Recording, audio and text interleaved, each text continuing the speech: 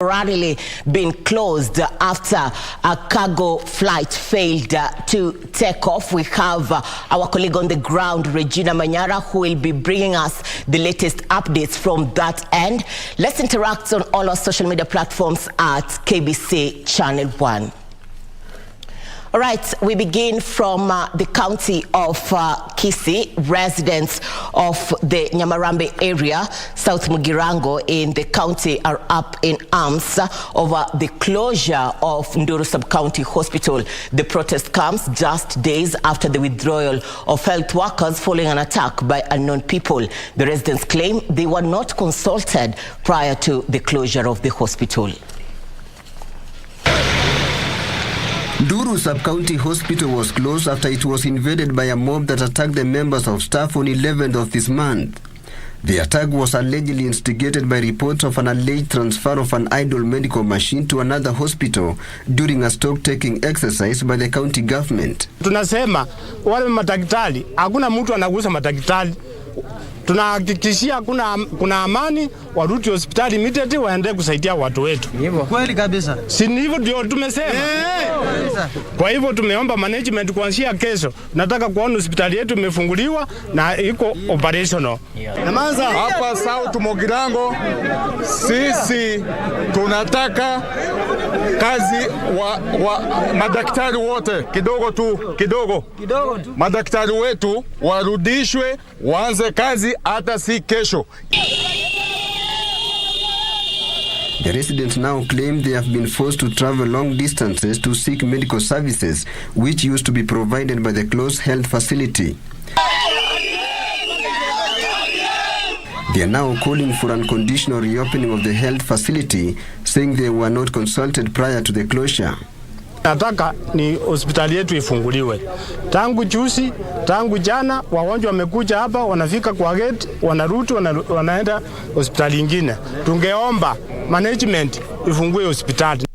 The attack on the hospital prompted the respective trade unions in the health sector to advise their members to withdraw their services at the hospital until their safety and security are assured by the government. Tilio Marco for Lunchtime News. All right, and a recap to our top story. The Jomo Kenyatta International Airport, JKIA, has temporarily suspended all incoming and outgoing flights this morning. An announcement on its Twitter page, the Kenya Airports Authority said this was due to temporary closure of the runway owing to an aborted takeoff by a cargo plane that developed technical hitches.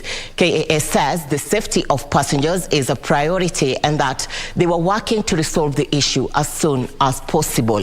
Consequently, passengers have been asked to contact their respective airlines for further information on the status of their flights. My colleague Regina Manyara is on that bit. We'll be getting to hear from her the overall impact of the situation that is later on in this bulletin. But for now, let's touch on other matters. Close to 100 people have been confirmed dead in Sudan's capital, Khartoum, following clashes between Sudan's army and the paramilitary group, the Rapid Support Forces, RSF, that continued overnight into its third day.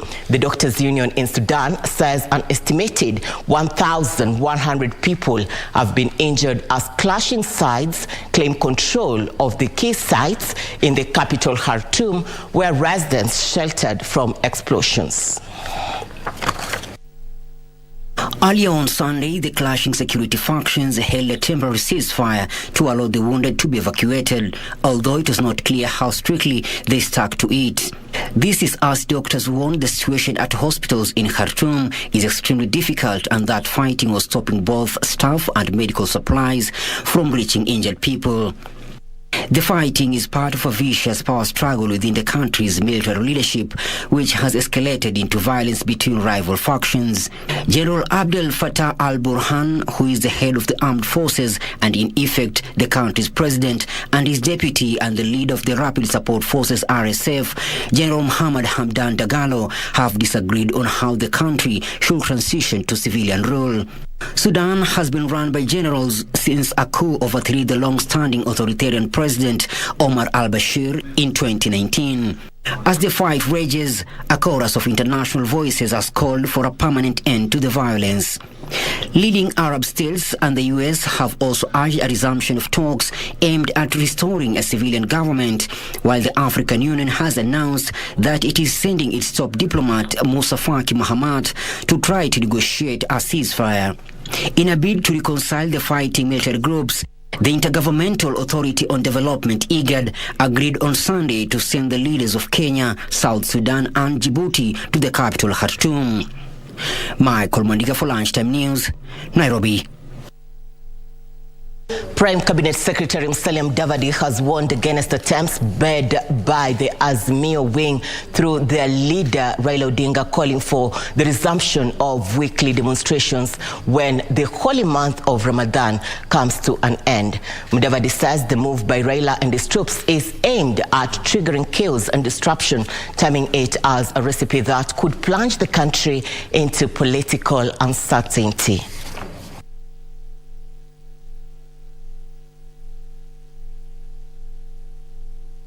Mheshimiwa William Ruto has restrained himself, his government has restrained itself, but surely for Azimio, we cannot allow vandals to continue vandalizing the investments of Kenyans, and you try and dangle the carrot or the stick around ICC on Kenyan people. It will not hold. Kenya has not degenerated to that level. And we are not going to degenerate to that level. But the government will be very firm kuhakikisha kwamba stability is maintained na tutakuwa sawa. Kenya is not in a crisis. The Raila base is in a crisis and they need redemption. A conflict is brewing in the Kanagoni area of Magarini sub-county between local farmers and herders over the destruction of farmlands by livestock. The locals claim the herders drawn from Tana River have invaded their farms and are threatening them with violence. Led by Jackson Fondo, the chairman of the Kubuka Farmers Association, the farmers say for the last 3 months they have witnessed incidents of insecurity caused by the pastoralists from Tana River. Ni msimu wa watu kupanda na ni msimu wa kwamba tulitoka kwa kiangazi kirefu kwamba watu hawana chakula, na hii hali ambayo inafanyika hapa ni hali ambayo ni mbaya. Hivi sasa kule tumeambiwa wale wenye mashamba kule wasipande, ati wangojee mpaka mkutano mwingine, na huu ni msimu wa watu wapanda. Hii mambo itakuwaje? The farmers say they have reported the matter to the police, but no action has been taken. Tunatoa wito kwa serikali yetu, hususan waziri wa usalama Kithure Kindiki achukue hatua, kwa sababu sisi tumechukua hatua kwa assistant chiefs, kwa machiefs na hata kwa polisi, lakini kwa wakati huu hatujafanikiwa kuona hatua yoyote ambayo imechukuliwa. In a quick rejoinder, the pastoralists, however, dismissed claims that they had invaded farms belonging to the locals. They said the land in question belonged to a private company and the farmers were subdividing it and selling it to other people. Suluhisho tumelete, tumesema shikeni ardhi na sisi tubate sehemu kidogo. Sasa ile kitu inaleta shida ni hiyo makubata yetu. Ndio hawataki, amesema hiyo hakuna. The farmers and pastoralists now want the government to restore security in the area. Jacqueline Masharia for Lunchtime News. On a sad note, death has struck a family twice after an 11-year-old pupil passed on during the burial of her father at Muchuma area Shinyalu constituency in Kakamega County. The girl is said to have complained of headache due to the shock and was rushed to a nearby hospital where efforts to treat her bore no fruits as she was pronounced dead on arrival. It's the cry of a mother who has lost both a husband and a child almost at once. A somber mood engulfed this family in Muchuma area, Shinyalu constituency, Kakamega County, after the 11-year-old daughter collapsed and died during the father's funeral.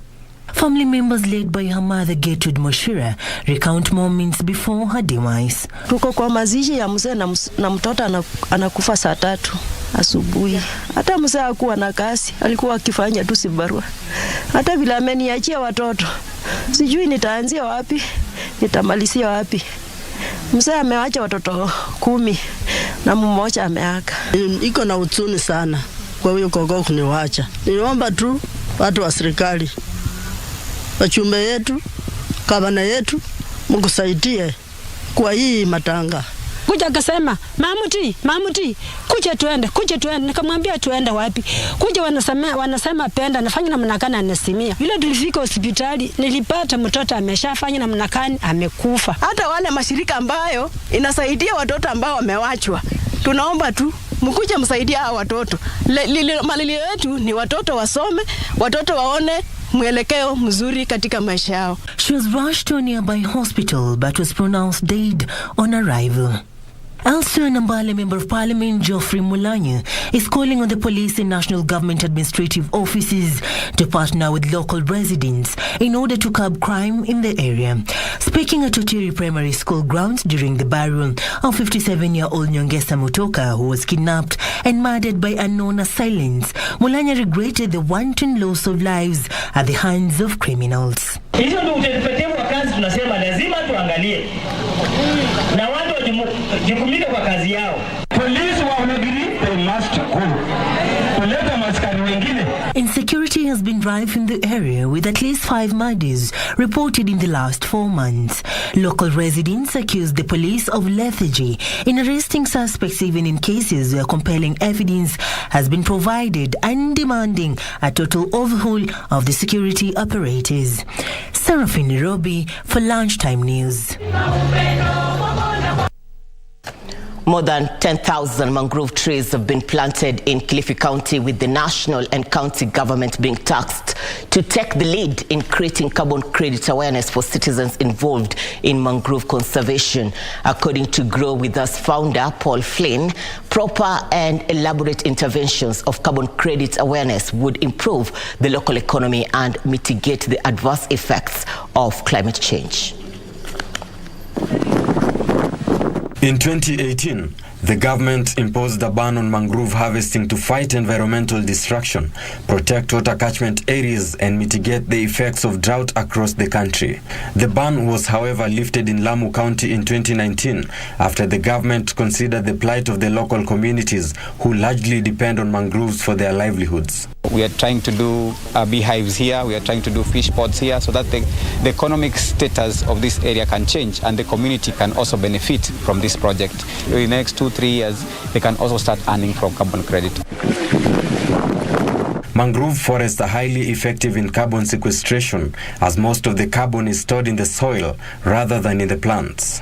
The Grow With Us Foundation is committed to working with the government and other partners in expanding the carbon market and the opportunities available. Carbon credits used in the right way can become a tool for growth. And more importantly, it's a way to attract inward investors internationally, so wealth and capital, in order to restore the environment. So we're connecting local communities to a global market. Mpango huu ungechukuliwa maanani na serikali yenyewe ya county na national government, wananchi ama jamii wangekuwa na uwezo wa kujipatia mapato kupitia carbon credits na wangekuwa na nafasi kubwa ya kutunza na kulinda msitu. The project is in line with the Sustainable Development Goals and President William Ruto's Vision 2030 agenda to increase forest cover by 10%. Arnold Feather for Lunchtime News. The Lunchtime News, we are taking a breather. See you on the other side with more news. Stay with us.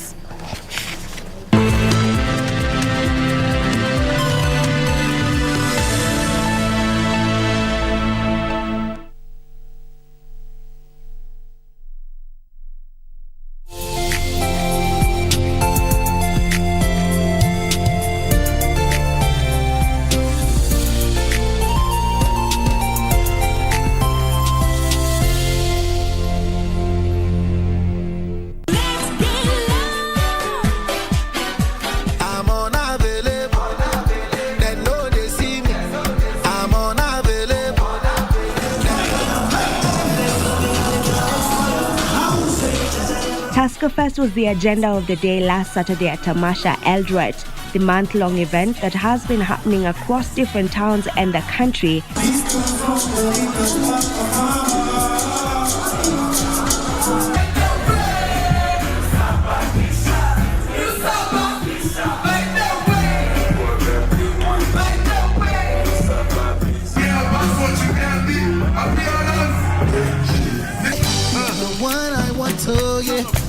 Before my liver start to fail, boy, iniregea kinyozi, inapendwa na wanati na wadosi. I heard him say, Mama, take this badge off of me. I can't use it anymore. I'm not really hearing you. Shida. Just like I'm a judge, I'm blessed.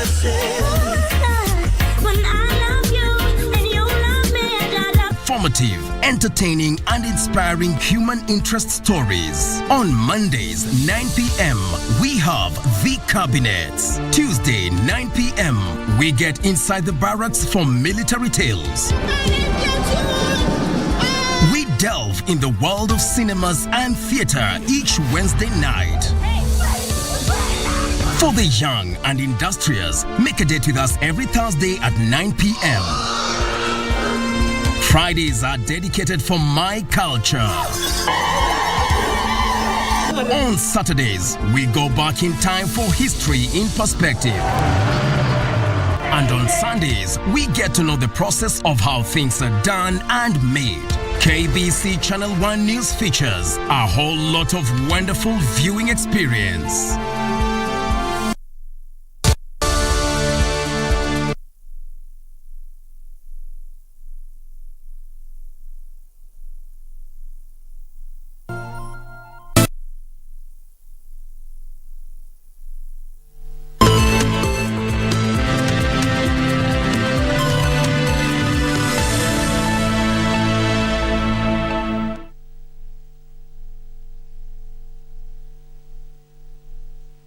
Welcome back. Thank you for staying with us. You're watching the Lunchtime News. Now, young people are being urged to be in the front line in ensuring the needs of the elderly in the society are met. Love and Peace Foundation Chief Executive Officer Julius Mutahi says youth as agents of change must not forget the contributions senior citizens have made to nation building.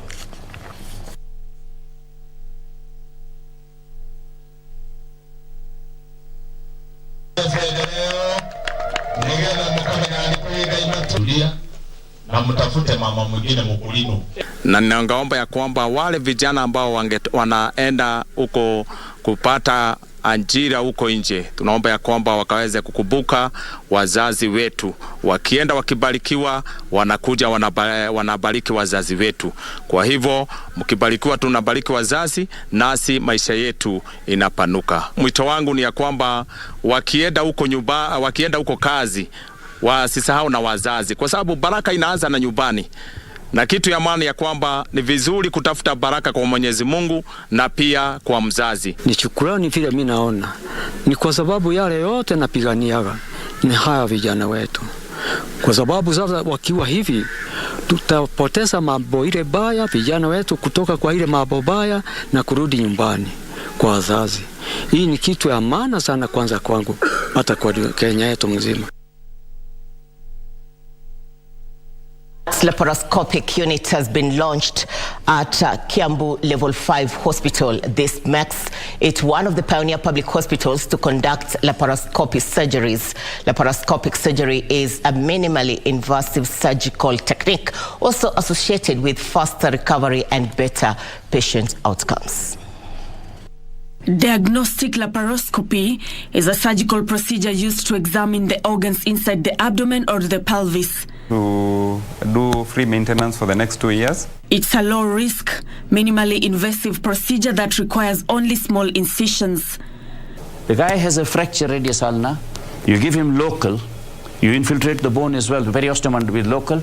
You fix the bone, and then the patient goes home. While you are fixing it, he's awake. He's talking to you. You explain to him about the post-op orders, all right? And then he comes the next day. So what have you done? you have saved 100 million shillings in these poor patients. Where instead of doing a large incision on a patient, you can do a small incision and do the best kind of surgeries that are now being done worldwide. This will mean a shorter stay for our patients, less pain after operation. So the recovery will be very pretty fast with minimal or less complications, such that the patient, from the time that the patient checks in to the time that the patient is discharged, is very short.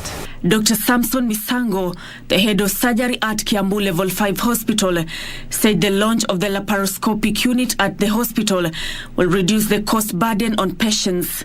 When the patient comes and they are NHIF members, they contribute. They are required to make a presentation to the office of NHIF. We fill the condition, the NHIF authorizes, and once they have authorized the surgery, we will do it at no charge to the patient, because that is what normally happens under the normal NHIF program for the normal surgeries that we've been doing. It will also serve as a learning tool. Laparoscopic procedures allow for faster recovery time. Any discomfort that arises due to a laparoscopic procedure typically goes away in a couple of days. Nancy Okware, Lunchtime News. Thank you, Okware, for that report. Now, a physically challenged college student's efforts to pursue education hung in the balance after she was evicted from her rented house in Thika, Kiambu County, due to arrears. 24-year-old Christine Kavale, who has been hawking eggs to meet her basic needs, may have to discontinue her studies if she fails to find shelter. Kavale was recently featured on Kenya Broadcasting Corporation as a physically challenged person who, despite all challenges, uses her mouth to pursue online studies. At Makongeni Phase 6 Estate in Thika,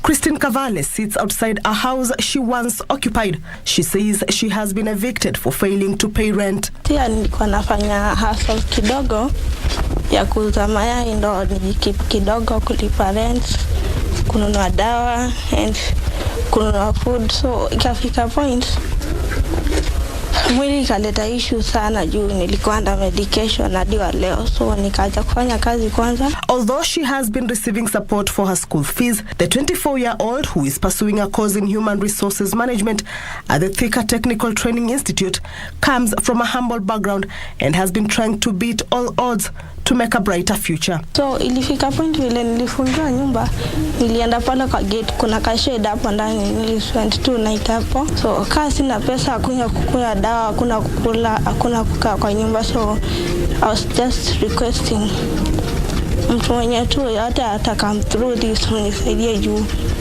niko tied up, siwezi fanya anything sasa, niko mwisho kabisa. Kavale was recently featured on KBC pursuing her online studies, and due to her condition, she is forced to use her mouth to operate a laptop. For now, she hopes that well-wishers will come to her rescue and assist her achieve her dreams.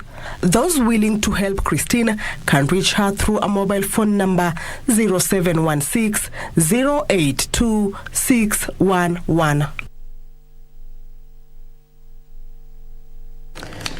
The Equity Bank of Kenya has donated medical equipment worth 7.3 million shillings to the Migori County Health Department. The equipment targets to boost maternity service in the region. Speaking when she received the donation, Migori County First Lady Dr. Agnes Ochilo said the medical equipment will go a long way in supplementing the investment in the county health sector. In Migori County, we even had circumstances where women would be required to go to the hospital with the gloves before they deliver. And I was even wondering, I'm a mother and I know when you're in labor pains, you cannot think of many things. For Migori in particular, we enjoy a very, very cordial working relationship. The people of the county of Migori are our clients. We are represented in 3 locations in Migori, Isibania and Awendo. So we consider them as family.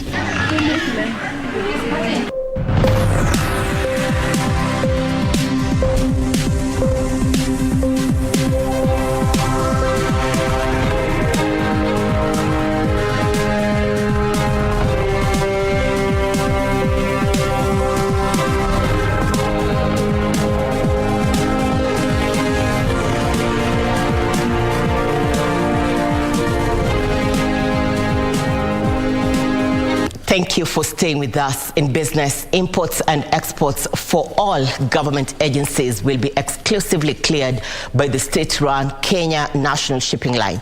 The directive by Mining, Blue Economy and Maritime Affairs Cabinet Secretary Salim Mvurya will help revamp the government clearing agency.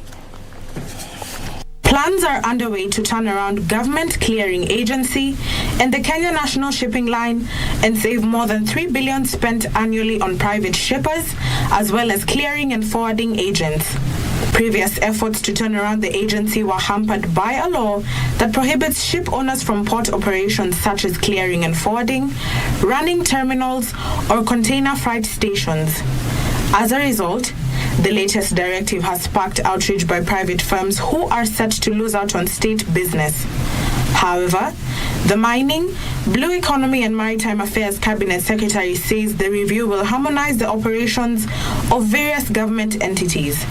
We found it necessary to bring together all our agencies so that we can have seamless implementation of the key functions. He says policy frameworks and the training of seafarers at the Maritime Academy are among the key developments to be focused on.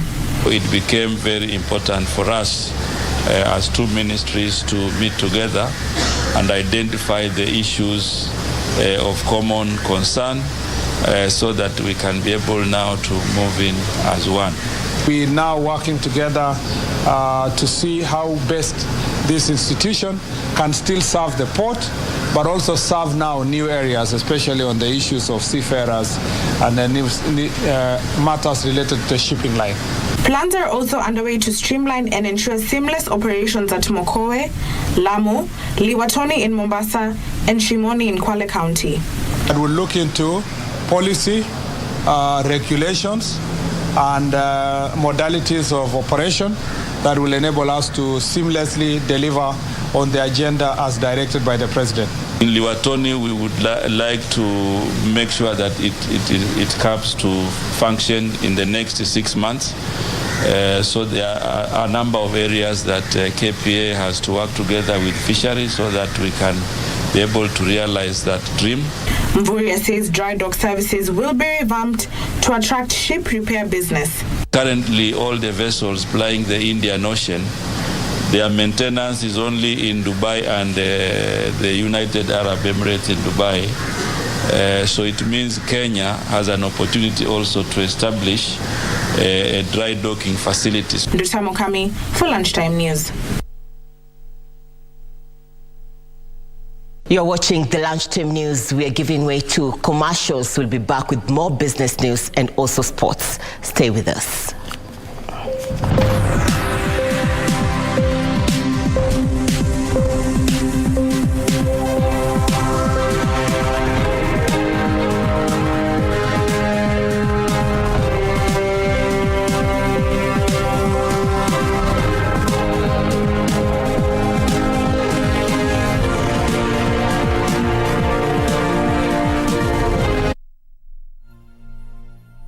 Ili kupata sikiza tune hii ya kibeti, bonyeza star 811 star 962 hash. Aki umefanya vizuri sana kunifikia hii simu sasa. Nimekuwa na stress kutoka asubuhi kabisa. Na ni huyu mtu ambaye alikuwa anapatiana majina ya vitu. Kwani hakutufikiria sisi watu wa Eastern Ukambani? Ni nani alisema ati wife kwa Kiswahili ni mke? Na akasema ati handbaka. Hii inabebwa na mwanamke handbaka. Ati kwa Kiswahili ni kibeti. Huko kwetu mke ndiye kibeti. Ili kupata sikiza tune hiyo ya kibeti, bonyeza star 811 star 962 hash. Star 811 star 962 hash. If it's not urgent, leave my key here and then leave. If you ask me to leave right now, you'll regret it. Did you stay here because of Jenny? What do you think? I'm asking you.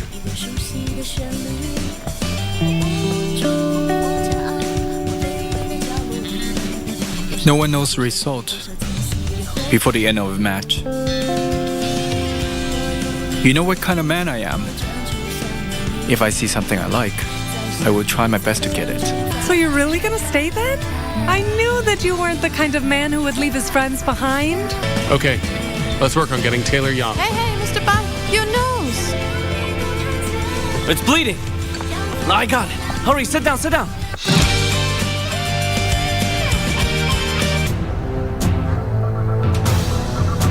Wewe nini mbaya na wewe? Umefanya nini wewe sasa? Angalia kile umefanya. Wewe leta pesa.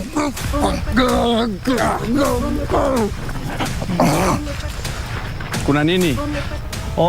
So alikuwa tu mwenda wazimu anatembea looking around for free labor. Hapa hizo na lori. Repeat. Hapa hizo na lori. Bia wewe. Chini, piga magoti. Hunter, lori. Checking. Ngoja exactly 5 minutes. Kama sitakuwa open exactly 5 minutes and that's the maximum time they're going to go serious. Go serious.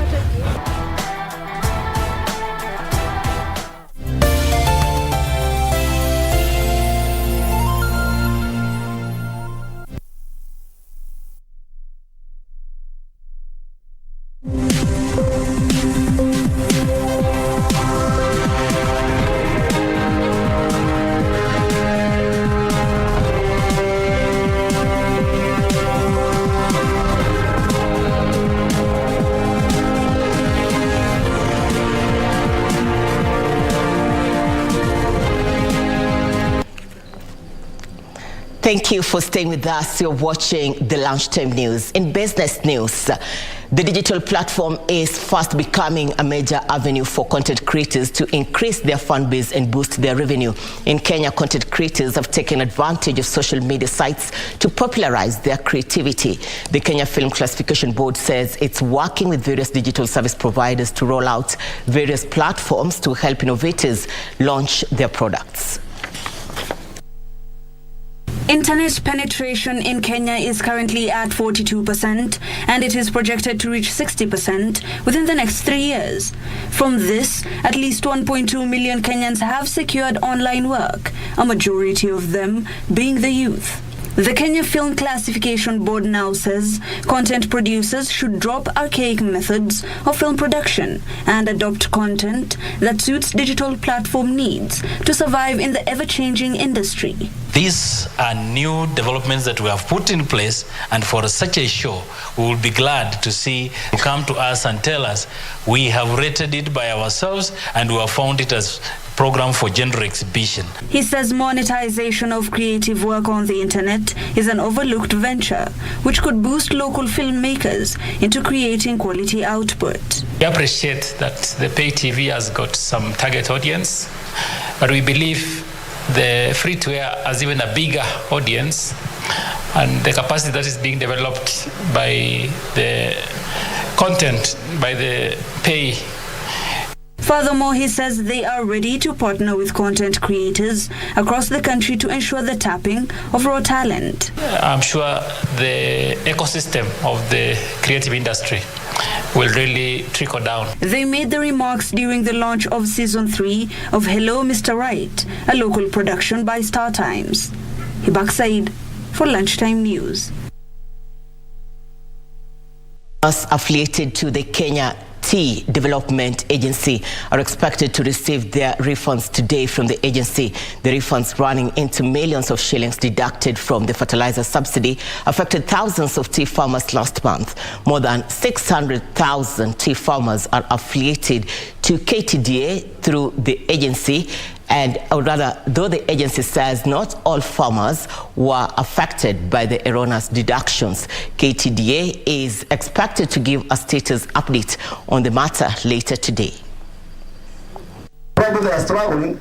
We can say it is our people and we are going to support them. Tulikuwa tumekata shilingi 3,000 na kwa hivyo kila gunia ilikuwa imebaki na deni ya shilingi 500. Hii mwezi imeisha ya mwezi wa 3. I think there was a hitch in our system. Badala ya kukata shilingi 5 walikata yote. Kwa hivyo wakulima hawakuweza kupata pesa. Kwa hivyo kwanza tunaomba pole kwa wakulima wetu. Kwa hiyo lump sum recovery, na kwa hivyo kila mkulima atarudishiwa shilingi 16 kwa wale kwa upande wa East of Rift, na wale kwa upande ule mwingine watatumiwa shilingi 15 kwa kilo ambayo ilikuwa imekatwa. Tumeamuru hiyo pesa ilipwe by Tuesday next. Hiyo balance nyingine itakatwa polepole shilingi 5 kwa kilo all the way mpaka iweze kumalizika. On tourism concerns, hoteliers are betting on meetings, incentives, conferences and exhibitions MICE to continue lifting tourism activities this year as the sector bounces back from a period of uncertainty.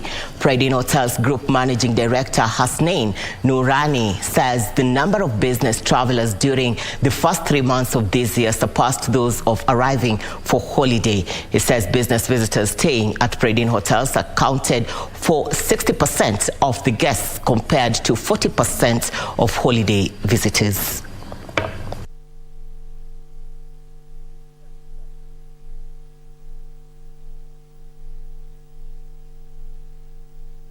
In January, we had more also both local and international, but the month of February was more of international clientele in Mombasa, and Nairobi more of business, because business people started coming in with now COVID being eased and people having a backlog of what was there before. It was very good. Riding Azua has been very busy with MICE conferencing every day. Even today itself, it has been full house until there was no conferencing, and more people are looking for. The reason why for conferencing, because of the COVID restriction, people are not meeting, and now people are meeting, so they are free to come. So we are glad, even to the extent people are going to Masai Mara to have conferencing in Masai Mara, which is conferencing in the bush. So that is a new trend now. Away from tourism, Kenyan exporters to the common market for Eastern and Southern Africa trading bloc will be required to apply for export permits online starting next year as part of efforts to reduce non-tariff barriers and the cost of doing business. Here now is Benson Rioba with the details. Intra-trade within the common market for Eastern and Southern Africa is estimated at 19 billion shillings with a low export efficiency of 47.1%. To boost trade within the bloc, officials are seeking to transition the export licensing and trade permits to a single window system. This is expected to reduce paper transactions and time for clearing goods at border points. We are trying to make them have a system that can talk to itself and also expedite, the clearance of goods across the region, but more so to enhance intra-regional trade. So far, all COMESA's 21 member states have ratified the use of the single window system that will come into effect in January next year. We have several benefits. For the customs departments, you have a chance of increasing revenue collections from that kind of system. So it's overall beneficial to all member states. The single window system is also expected to eliminate non-tariff barriers by more than half and reduce the cost of doing business. The electronic single window system is one of the key trade and transport facilitation instruments prioritized by most of the member states to improve the ease of doing business environment and to enhance intra-regional trade. Kenya is calling for COMESA member states to implement the maritime single window system. Kenya is also implementing the ongoing national initiatives to implement maritime single window system and information trade portal known as InfoTrade Kenya. Benson Ruba reporting for Lunchtime News. All right, Tesla workers at the Shanghai factory have expressed their concerns to Elon Musk after being informed over the weekend about plans to cut their performance bonuses. They have also criticized Tesla's handling of a fatal accident at the factory. Here now are the details of this and other stories making headlines across the globe. The situation marks a rare outburst of discontent at Tesla's Shanghai plant, its largest and most productive site, whose workers Musk praised last year for banning the midnight oil to keep operations running during the city's 2-month COVID lockdown. Two workers at the plant where Tesla has employed around 20,000 employees said they were informed by their supervisors over the weekend about plans to cut their quarterly bonus payout, which is linked to the factory's performance. The workers said Tesla supervisors mentioned a safety incident where they were asked about reasons for the bonus cut. Elsewhere, a group representing the UK aviation industry says the cost of decarbonizing air travel is likely to push up ticket prices and put some off flying. Sustainable Aviation says issues such as moving to higher cost sustainable aviation fuel will inevitably reduce passenger demand, but it found people will still want to fly despite slightly higher costs. Annual passenger numbers are still expected to rise by nearly 250 million by 2050. It said that sustainable aviation fuel will be a key part of the industry's journey to net zero, accounting for at least 3/4 of the fuel used in UK flights by 2050. Sustainable aviation fuel is produced from sustainable sources such as agricultural waste and reduces carbon emissions by 70% compared with traditional jet fuel. Finally, Malaysia plans to introduce a second 5G network from next year in the latest policy shake-up aimed at dismantling monopolies and promoting competition by Prime Minister Anwar Ibrahim's 6-month-old administration. Malaysia's 5G rollout by state agency Digital Nasional Berhad has seen repeated delays since its launch in December 2021 because of industry concerns over pricing and transparency, as well as worries that a single government-run network would result in a nationalized policy.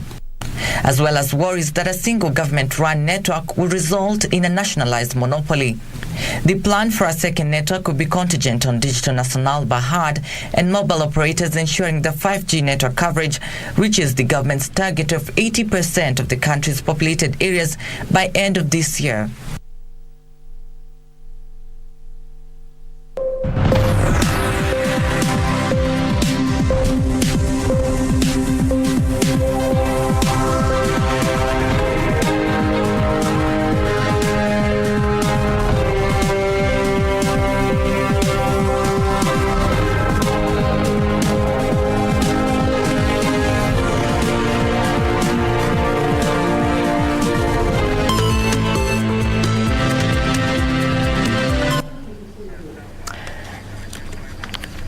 Thank you for staying with us. Now, let's revisit one of our top stories after we had delayed flights in and out of the Jomo Kenyatta International Airport. My colleague Regina Manyara is already on standby at the JKIA to give us a feel of what is the situation right now after JKIA had delayed flights in and out of the airport. Regina, good afternoon.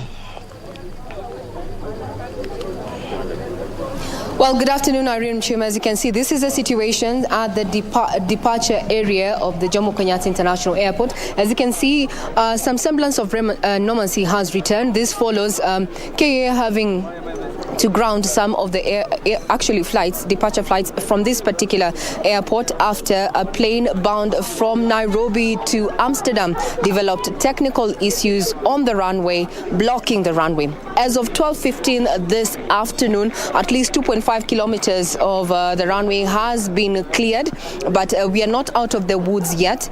And what this means is that those who had intended to travel out of this particular airport, being the JKIA, can only do so if they were to travel using the smaller flights. What we understand is that the M190 Embraers is what can move, or smaller aircraft. So as you can see, this is the departure. We are yet to find out from persons who are traveling exactly how long they have been here and what information they have received from the various airlines. This is after a communication that was made from the KAA to instruct, those who are meant to travel to actually talk to the various airlines. Let's see if we can get one person to tell us exactly where they were bound to and how long they have been waiting. Good afternoon. Where are you bound? Dubai. Dubai. How long have you been waiting? I just got here, but I came a bit early to make sure that I can navigate the delay.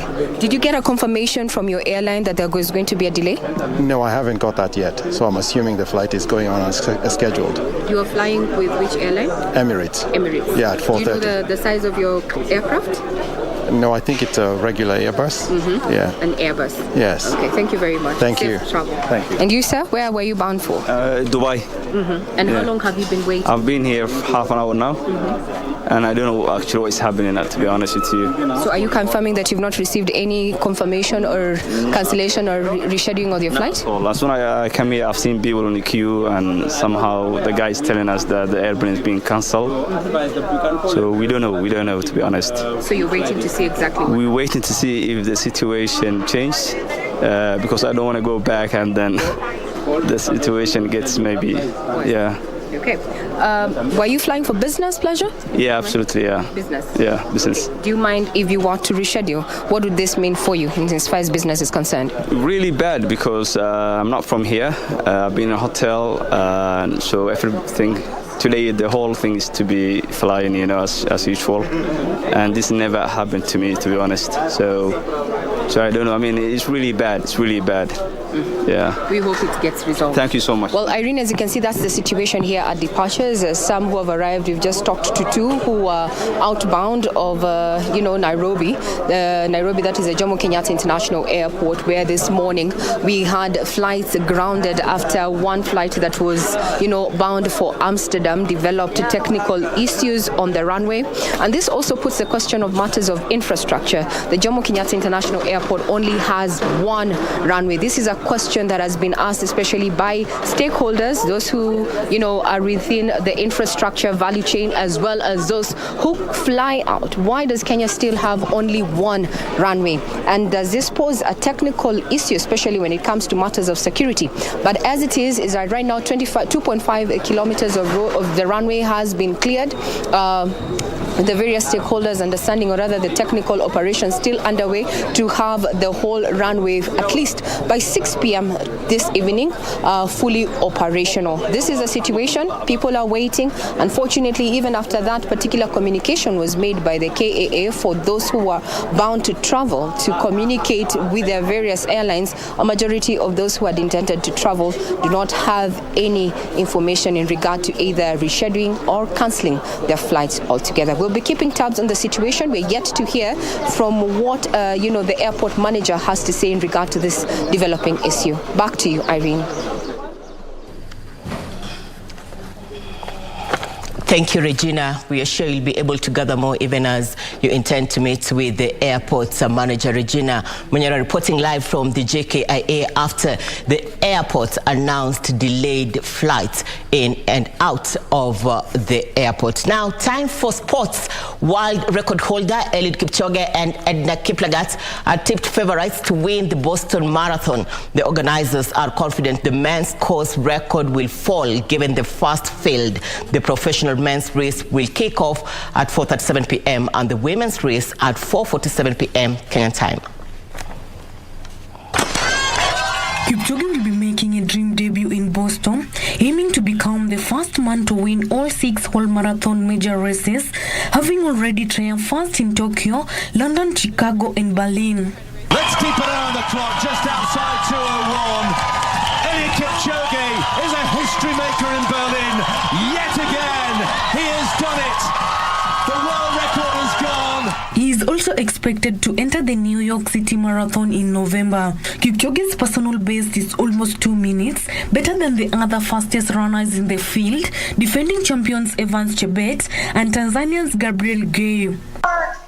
Eliud ako tayari na ni mtu anajua tu ako confident on his own na mtu ako experience, so we have no doubts.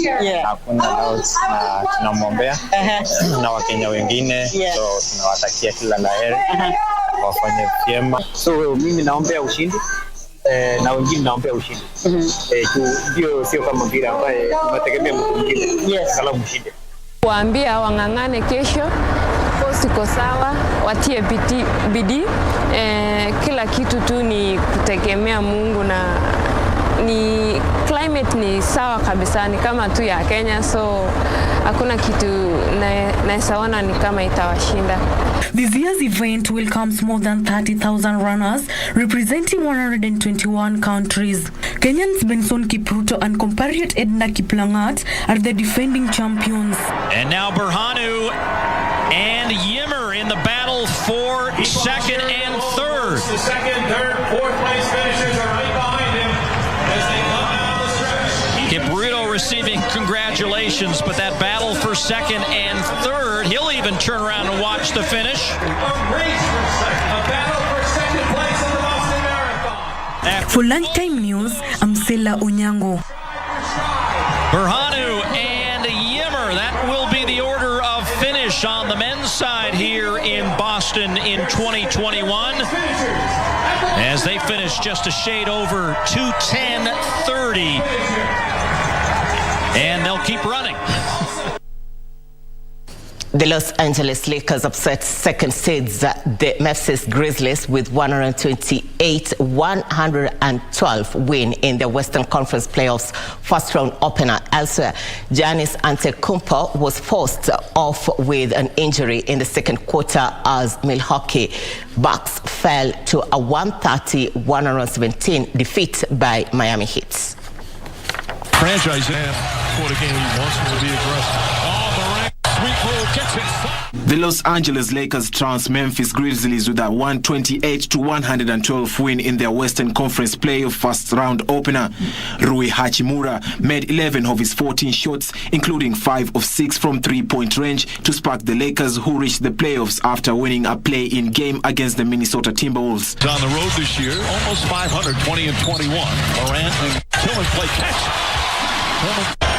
And Carter by Strus.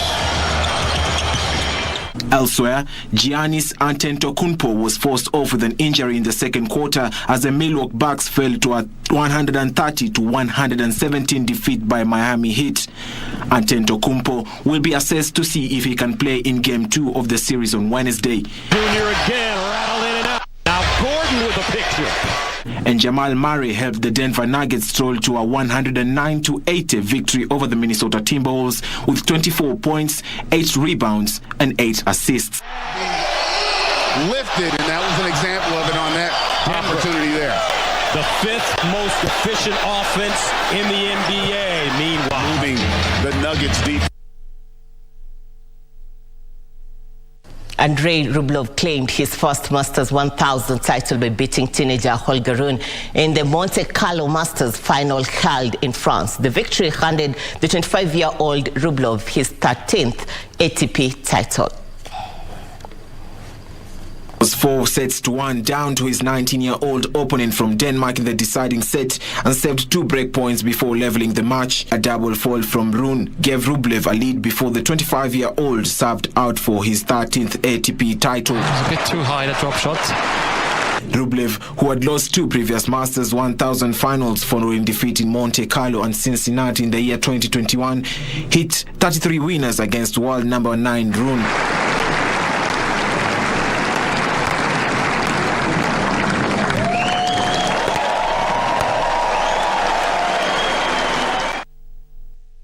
Manchester United winger Anthony scored 1 goal and assisted another as Manchester United moved up to 3rd in the English Premier League table with a clinical 2-0 win over Nottingham Forest, who missed out on a chance to move out of the relegation zone. Meanwhile, Gregory Defrel scored a second-half winner as Swallow dented Serie A giants Juventus' chances of European qualification.